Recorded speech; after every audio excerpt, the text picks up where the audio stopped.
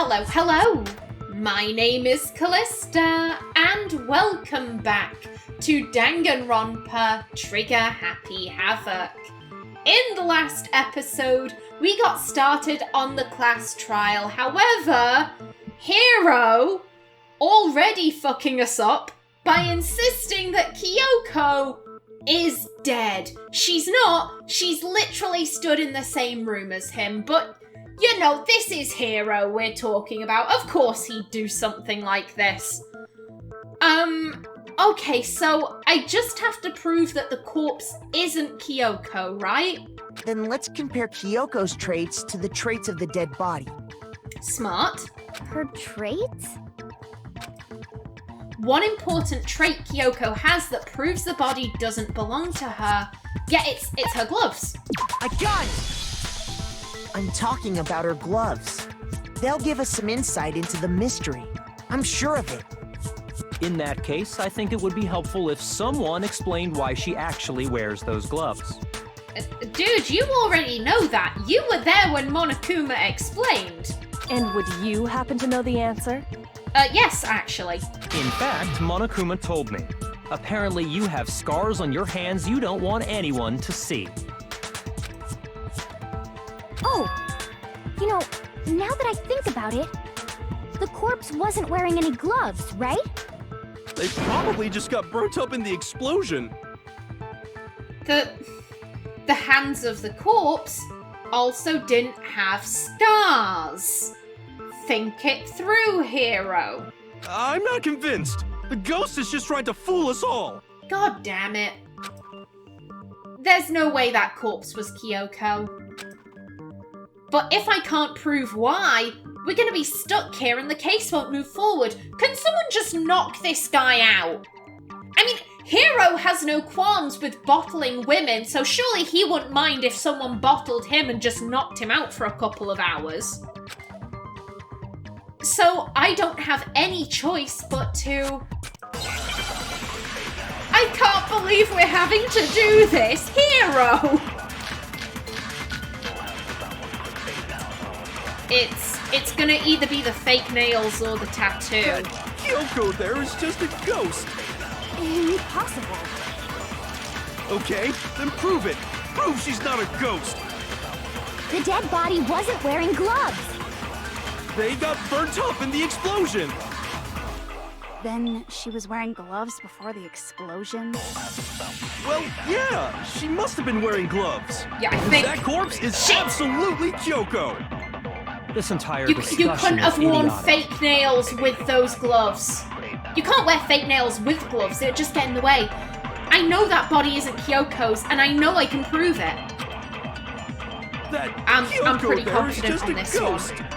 Impossible. Okay, then prove it. Prove she's not a ghost. The dead body wasn't wearing gloves. They got burnt up in the explosion. Then she was wearing gloves Okay, it's coming before up. the explosion? Well, yeah, she must have been... Bam! No, that's wrong.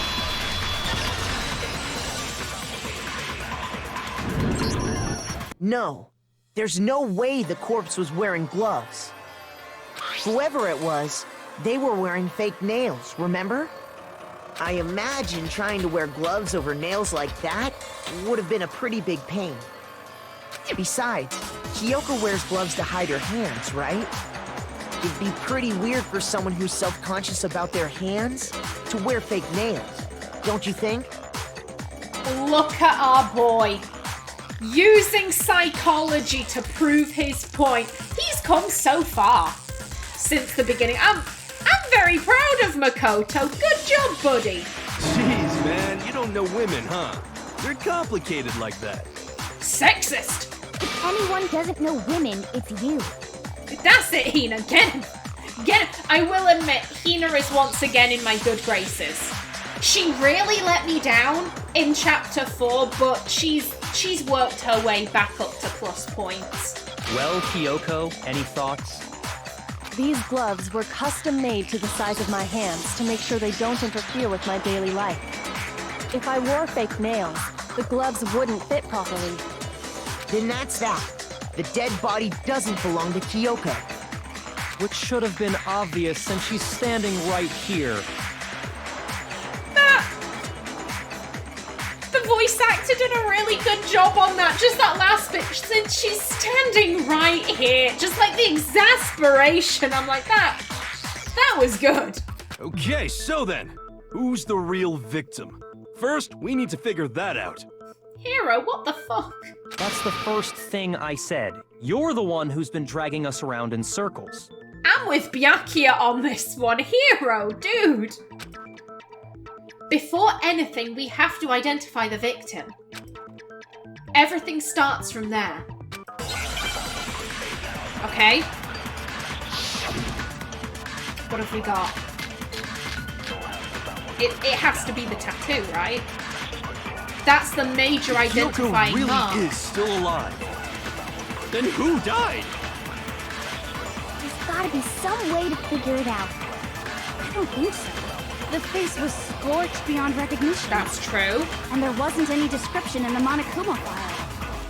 Well, if we can't identify But the we body... can. We can. No, it's wrong.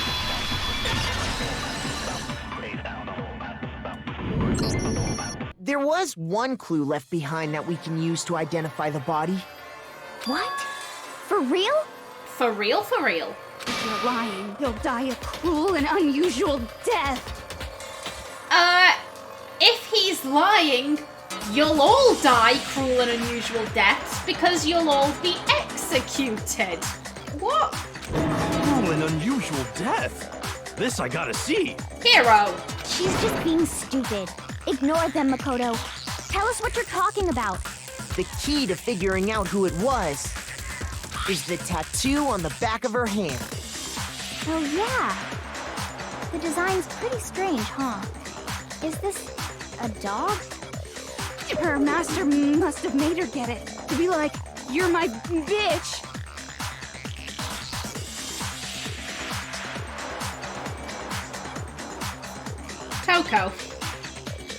Toko, what the fuck? What? Okay.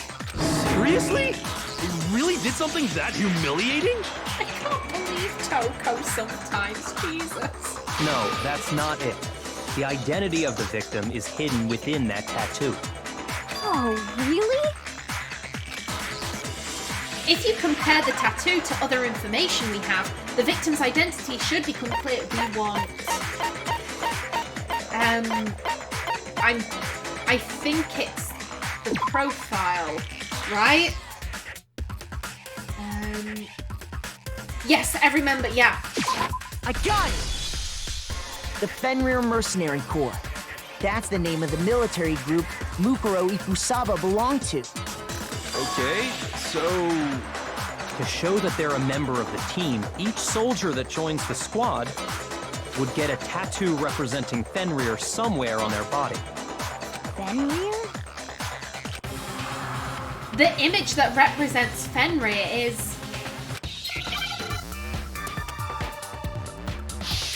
Okay, Hangman's Gambit. Wolf. That's easy. W, and... Oh, no, we missed the L. Come on, L. And we want an F. There we go. Now I understand. Nice.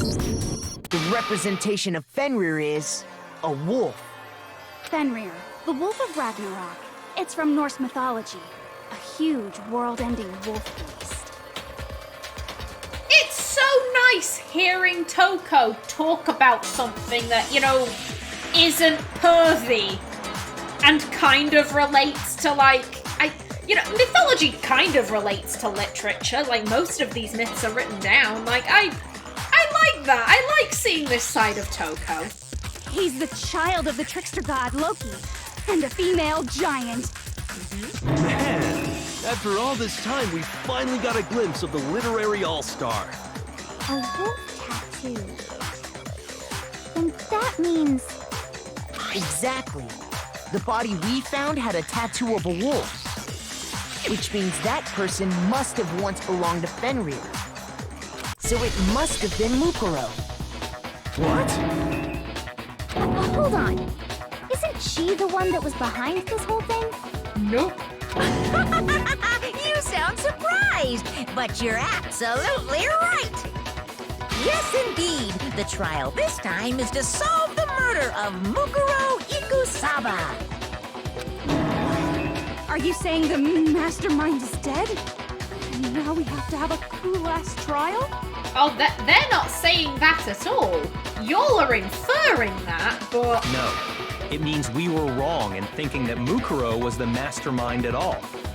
But I mean, being the ultimate despair seems like a pretty mastermindy title to me. Maybe we shouldn't have been thinking of her as the ultimate despair in the first place. After all, looking at her profile, I didn't see anything that would fit such a description. All it said was that she was the ultimate soldier. If I remember correctly, that other information came from Kyoko.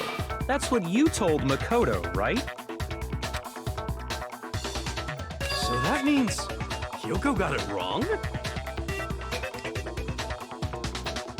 I may have that as the title, just to satisfy my hatred. Kyoko got it wrong. Then who was she? Who was Mukuro Ikusaba? She's been gone this whole time, and when she finally turns up, she gets killed. I think she's been dead for a pretty long time at this point, Aoi. Usually when there's a scene where an important character dies, it has a lot more detail. So you're saying she wasn't an important character? Which would mean she was the same as us, just another participant. And the same as the mastermind.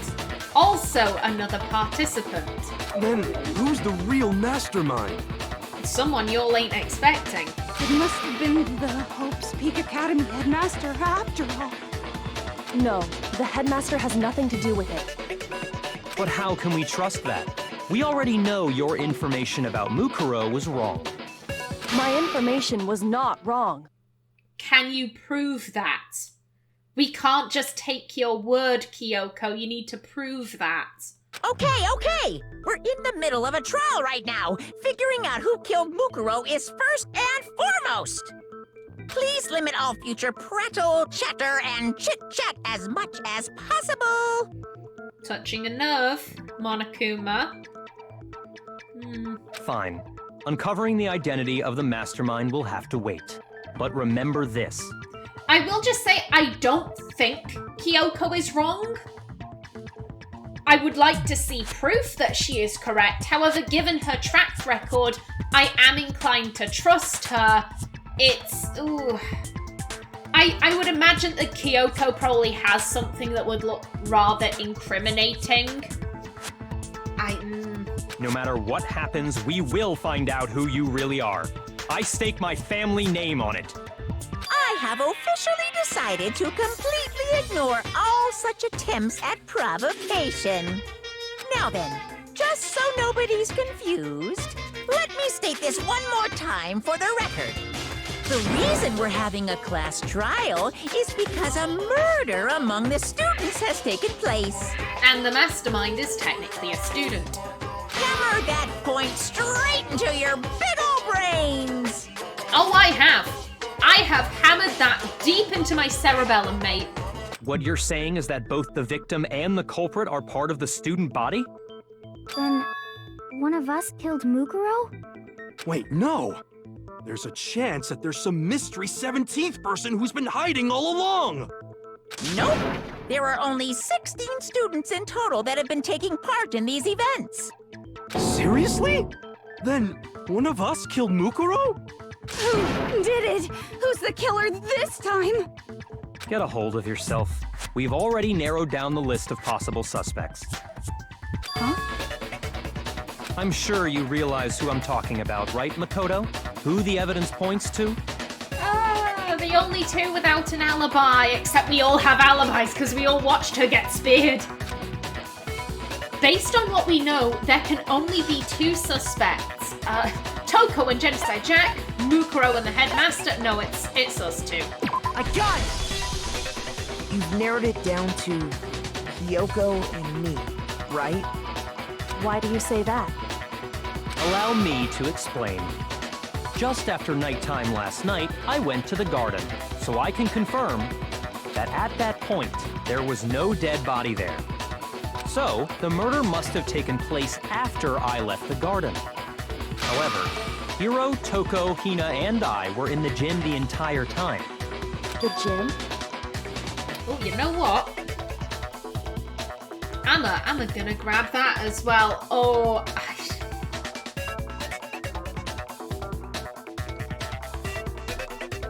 do you remember how I said in the last episode, I wondered if Kyoko was gonna try and get us to back her during the trial? Because she was being so open. 1 second, I'm gonna sneeze. Bless me. Remember to cut that out. What was I saying? Yes. Kyoko was being so open with information at the end of the last episode, and I wondered if maybe she was going to try and get us to back her in the class trial. However, as you can see, she's clearly very shocked by this. Clearly she didn't expect 4 of the 6 remaining students to all stay together. Thus, when a murder happened, I'm using inverted commas there, the only 2 without alibis are her and Makoto. Makoto backing her up is worthless at this stage because they both look guilty as sin. Because no one can confirm where either of them was. This is why you don't go off on your own, Kyoko. This is why you don't...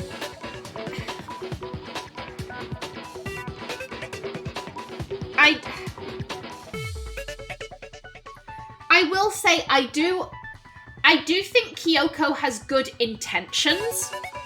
She wants to get everyone out of the school. She wants to make sure no one else dies. She wants to solve the mystery. These are all very good intentions, but how she is going about that is terrible.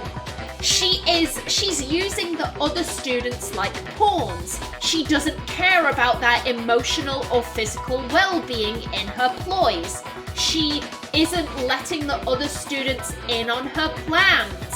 And she's isolating herself whilst also expecting other students to do her bidding because she's trying to save the day. She's trying to, this is all for them. This is all for you, so you should do what I say and not expect much in return. And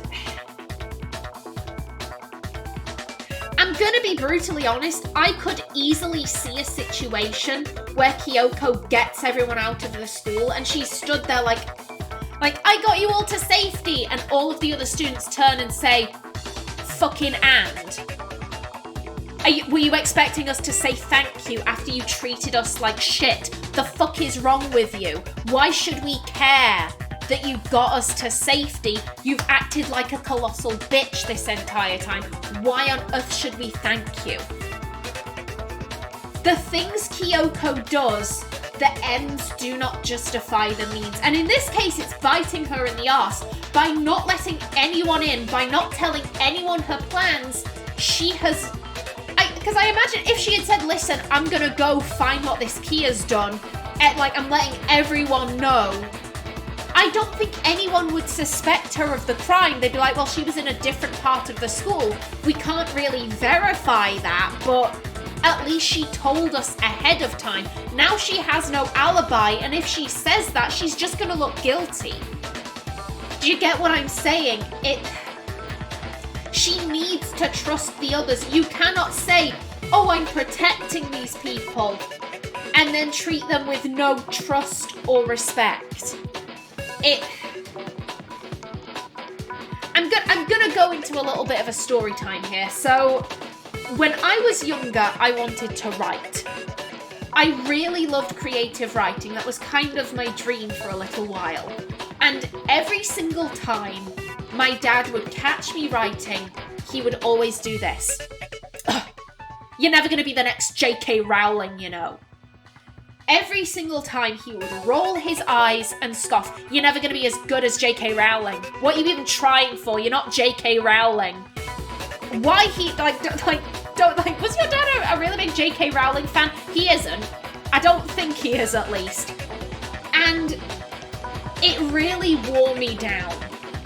It really sapped a lot of the enjoyment I got from writing out of me. And I remember it came to a head when I would have been aged between 16 and 18. I can't give a precise age, but I was in that age bracket. And he walked up behind me, looked at what I was writing, and he goes, "You're not going to be like J.K. Rowling, you know." And I turned and I said to him, "Dad, could you stop saying that, please? Why should I want to be the next J.K. Rowling? I don't care about being the next J.K. Rowling. Like, what are you talking about? Can you not?" And he looked genuinely shocked. Because my dad, he is a very monetary person. If he were a sim, he would have the fortune aspiration. In his mind, the only reason you do something is because you are getting paid to do it, or because you can anticipate getting paid to do it. So in his mind, the only reason people become writers or actors or play sports is because they want to get rich and famous. You know, it's not like someone might write because they love to write. They might act because they have a passion for acting, etc., etc. No. It's not because of that. It's because you want to get rich and famous. So every single time I said I want to write, he interpreted that as I want to write and get rich and famous. I never meant that. I just wanted to write, full stop. I was not an ambitious person. I did not give a shit if I wrote and I never saw a single penny. I just wanted to write. I wanted to do the act of writing. And so for every J.K. Rowling out there are thousands of authors who have to deal with constant rejection from publishing house after publishing house after publishing house. And he didn't want me to live a life of disappointment and tears and regret. So he decided to do that by every single time he saw me writing saying, "Oh, you're never going to be like J.K. Rowling." He had good intentions. He did not want me to be hurt in the future by pursuing a career that was statistically unlikely to work out for me. He did that by destroying my confidence and sapping the joy out of a hobby that I loved. The ends did not justify the means. That is what Kyoko is doing by treating the other students with so little respect and empathy. It is biting her in the arse, because even if she saves everyone, they're not going to be grateful to her after how she has behaved. I hope I'm making sense there. I really hope I'm making sense. She needs to learn. She needs to learn. That's right. The four of us were there trying to dismantle Monokuma. The whole time we were very careful not to go anywhere alone. We even went to the bathroom in pairs. All of which is to say, the four of us all have alibis. The only ones without alibis Are me and Makoto. That's why you're able to narrow down the list of suspects. Exactly so. So the only suspects now are me and Kyoko. Damn it, I can't let this stand. Somehow I have to clear my name. I have something I'd like to say regarding the whole alibi thing. Are you thinking of raising an objection? I mean, he can. It's a trial. Well, before that, I just want to try and get a better idea of what time the murder took place. Doing that might reveal some kind of clue. Whatever you want. Somebody go ahead and help him out. Excuse me, Makoto is very smart. He doesn't need to be helped out. Me and Byakuya can both confirm that the body wasn't in the garden at... Well, it was after nighttime for sure. I'd say it must have been around 10 o'clock. So the murder must have happened after 10 p.m. Then I guess we can say the time frame for the murder was between then and when we found the body? Oh, but what time did we find the body? Around 9 o'clock, if I remember correctly. The one who saw the body first was Toko, right? And she went to go get the pickaxe. So, what time was the body discovered? 9. I got it! The body must have been discovered at 9 a.m., since that's when Toko went to get the pickaxe.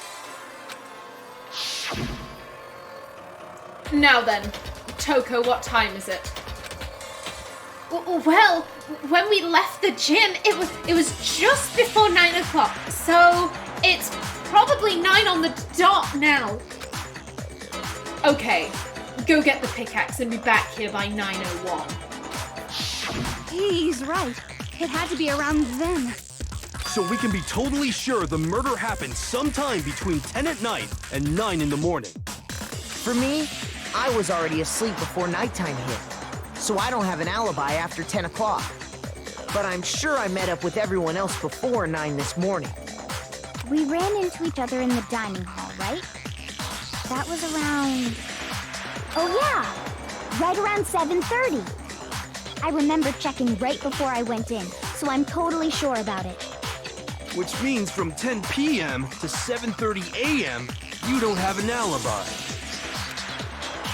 The murder happened between 10 p.m. and 9 a.m.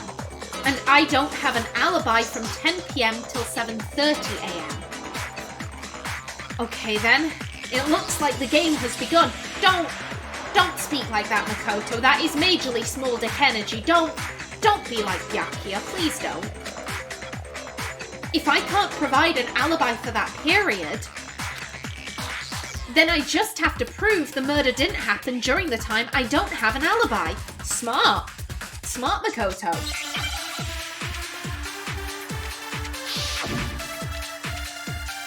Okay, what do we have? Sprinklers. That's what we need, I know that. We've established a time frame for the murder. It took place somewhere between 10 o'clock at night and 9 o'clock in the morning. Yep, and Makoto doesn't have an alibi for most of that time. Yeah, from 10 o'clock to 7:30. Oh. That's more than enough time to commit murder, I should think. So Makoto, if you have any objections, now would be the time. I'm pretty sure I've got the right thing. The sprinklers going off at 7:30 isn't a contradiction. We want the other one. The incident took place in the garden, right? If I remember, there's something that happens there every morning at a certain time. We've established a time frame for the Oh, murder. that's tricksy. I like It that. took place somewhere between 10 o'clock at night. There we go. No, it's wrong.